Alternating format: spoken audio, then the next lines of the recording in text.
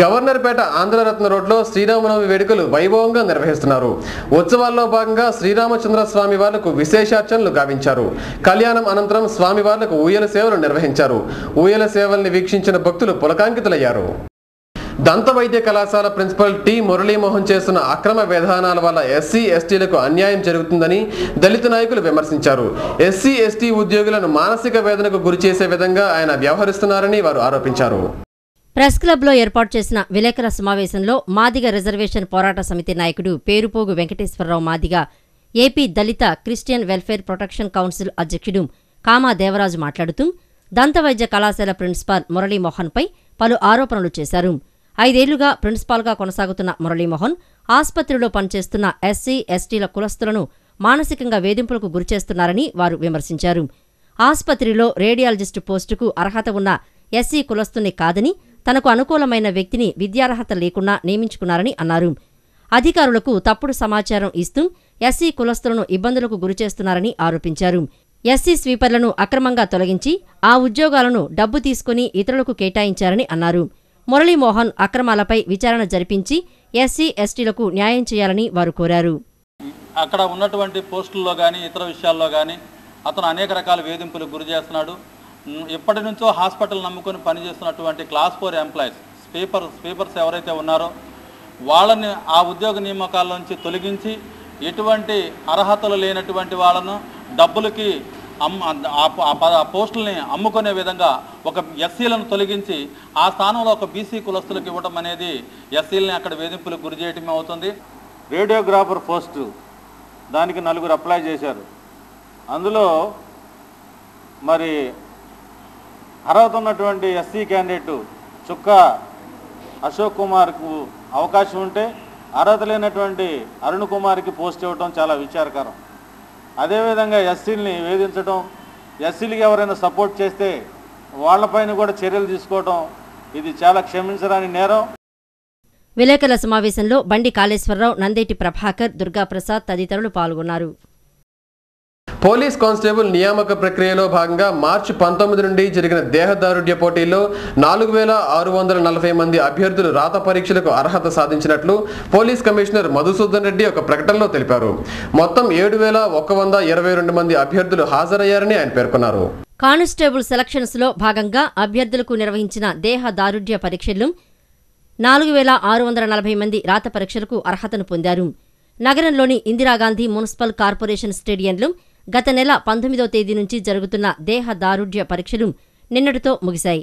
ఈ పరీక్షలకు మొత్తం 7122 మంది హాజరు కాగా 4439 మంది పురుషులు, 201 మంది మహిళా అభ్యర్థులు రాత పరీక్షకు అర్హత పొందారు. జూన్ 17వ తేదీన అభ్యర్థులకు రాత పరీక్ష నిర్వహించనున్నారు. పీఈటీ పరీక్షల్లో అనర్హత పొందిన కొందరు అభ్యర్థులు చివరి రోజున పోలీస్ కమిషనర్కు అపీల్ చేసుకోగా వారికి మళ్లీ పీఈటీ పరీక్షలు నిర్వహించారు. నగర పోలీస్ కమిషనర్ మధుసూదన రెడ్డి ఆధ్వర్యంలో డీసీపీ రవీంద్రనాథ్ బాబు, ఏసీపీలు, సీఐల పర్యవేక్షణలో పీఈటీ పరీక్షలు ప్రశాంతంగా ముగిశాయి. ఇందుకు సహకరించిన అధికారులు, ఆఫీసు సిబ్బందికి సిపి అభినందనలు తెలిపారు. అందరి సహకారం వల్లే ఎలాంటి ఆరోపణలు లేకుండా దేహదారుఢ్య పరీక్షలను పూర్తి చేశామని సిపి చెప్పారు. శ్రీ సీతారాముల కళ్యాణ మహోత్సవాలను పురస్కరించుకుని జరిగిన ఊరేగింపు కన్నుల పండుగగా సాగింది. సీతా సమేతంగా కోదండరాముడు పురవీధుల్లో భక్తులకు దర్శనమిచ్చారు. ఊరేగింపులో విద్యార్థులు ప్రదర్శించిన కోలాటం అందరినీ ఆకట్టుకుంది. మాచవరంలో శ్రీ సీతారామ కళ్యాణ మహోత్సవాలు ఆఖరి రోజు ఘనంగా జరిగాయి. ప్రత్యేక పూజల అనంతరం కళ్యాణ సీతారాములను పురవీధుల్లో అంగరంగ వైభవంగా ఊరేగించారు. మాజీ డిప్యూటీ మేయర్ చెరుకూరి కృష్ణకుమార్ మాట్లాడుతూ ప్రతి సంవత్సరం శ్రీ సీతారాముల కళ్యాణ వేడుకలు ఘనంగా నిర్వహిస్తామని తెలిపారు. వేడుకలు ఆఖరి రోజు కావడంతో ప్రత్యేక పూజలు నిర్వహించి ఊరేగింపు కార్యక్రమాన్ని నిర్వహించామని అన్నారు. ఈ నెల 11వ తేదీన అన్నదాన కార్యక్రమాన్ని నిర్వహిస్తున్నామని చెప్పారు. పెద్ద ఎత్తున మహిళలు అట్లాగే పురుషులు భక్తులు వీరిగా పాల్గొనడం జరిగింది. ఈ కార్యక్రమానికి మరి కంకిపాడి నుంచి కోలాటం మరి చిన్నపిల్లలు దాదాపు 12 సంవత్సరాల నుంచి 15 సంవత్సరాల లోపల పిల్లలు దాదాపు 15 సంవత్సరాల పిల్లలు దాదాపు 45 మంది పాల్గొనడం జరిగింది. అలాగే తీన్మార్ బ్యాండ్ మేళం కంచిచర్ల నుంచి కూడా వచ్చి వాళ్ళు కూడా పాల్గొనడం జరిగింది. అలాగే సన్నాయి ఇలాంటి ఒక ఈ కార్యక్రమంలో పెట్టడం జరిగింది. చాలా పెద్ద ఎత్తున భక్తులు పాల్గొని ఈ జయప్రదం చేయడం జరిగిందని తెలియజేసుకుంటున్నాం. ఈ రోజు లైఫ్ స్టైల్లో ఒక చిన్న టిప్.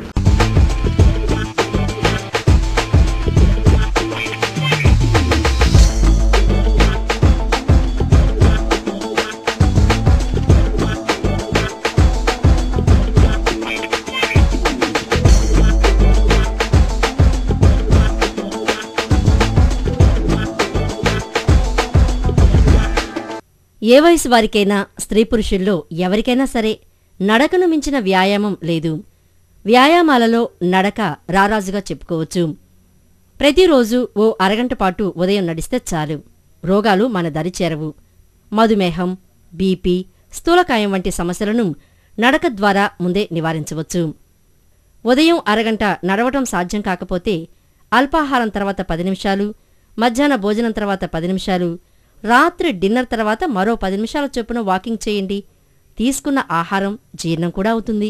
రాత్రి భోజనం తర్వాత కుటుంబ సభ్యులంతా సరదాగా కొద్ది దూరం కబుర్లు చెప్పుకుంటూ వాకింగ్ చేయవచ్చు.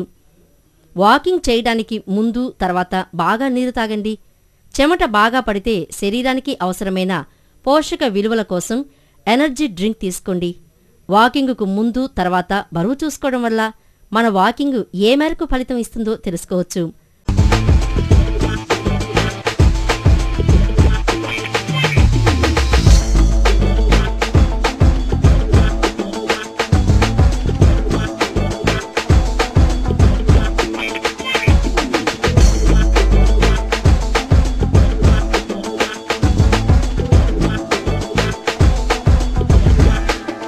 వార్తలు ముగించే ముందు ముఖ్యాంశాలు మరోసారి.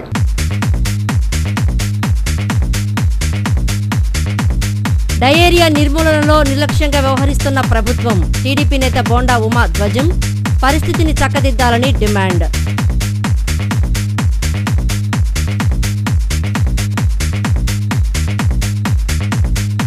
ప్రభుత్వ దంత వైద్య కళాశాల ప్రిన్సిపాల్పై ఆరోపణలు చేసిన దళిత నాయకులు.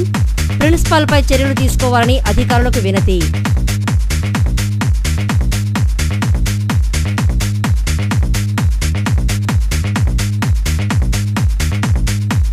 ప్రభుత్వాసుపత్రిలో అందని వైద్యం. అందని ద్రాక్షలా మారుతున్న ఆరోగ్య పథకాలు.